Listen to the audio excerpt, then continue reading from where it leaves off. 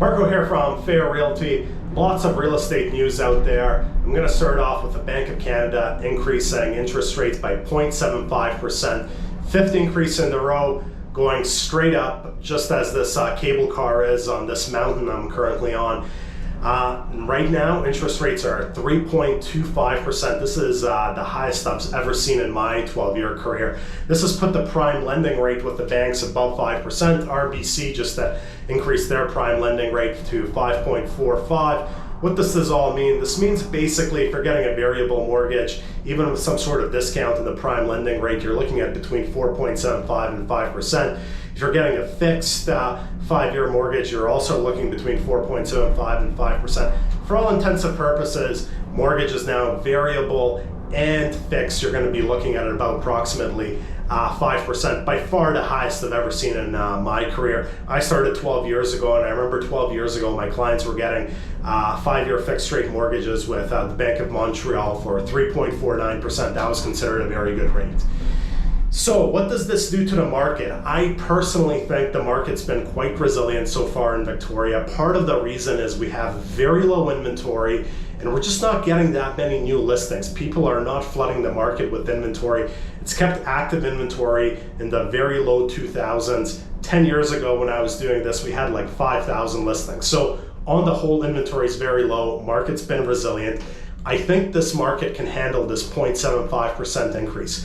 However, at the next Bank of Canada meeting in October and December, if they do another 0.75 or 0.5, I really think that could cause prices to soften a bit more, because simply buyers are going to have problems qualifying at even higher interest rates than we have right now. The market's resilient, but it can't be resilient forever. The big question is, what happens in October and December? Is the Bank of Canada going to wait and take a pause for a couple of meetings to see how these 5 increases in a row, what kind of effect they have on battling inflation, or are they going to continue to increase interest rates? Also, this 0.75 increase, it's going to cause some variable mortgages to trigger where the payment no longer even meets the interest on the mortgage. I don't think there's going to be too many people or homeowners in trouble from this. I think there's quite a bit of leeway that we have in the system from very rigid qualification criteria over the last decade. So I think a lot of homeowners are going to be able to make do with higher interest payments, or they're going to be able to figure it out even with the variable rates going up. The homeowners in 5-year mortgages that are having to refinance, so if we go back to September 2017, those are the people refinancing right now.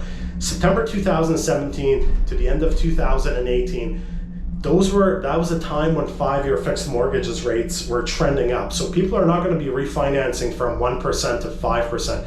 People are going to be refinancing from 2.83%, 3.2% to 4.85%. I think a lot of homeowners are going to be able to absorb that as well, just because they've built up a lot of equity in their properties as well.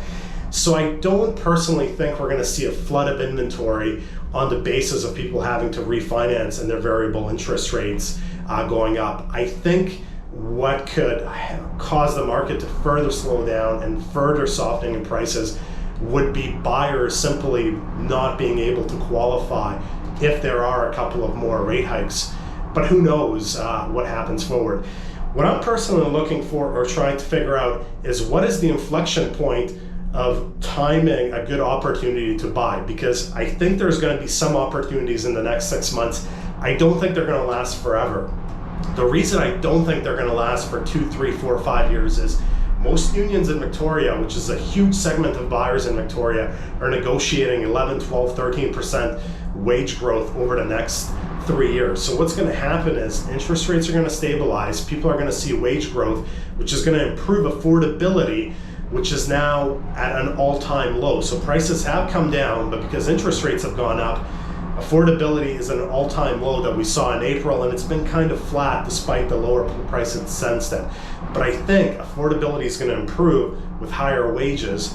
So personally, what I'm looking for in the next 6-12 months is, where is that opportunity where higher interest rates suppress prices, but before wage growth starts to improve affordability? That's it for this week. Marko, Juras, Fair Realty.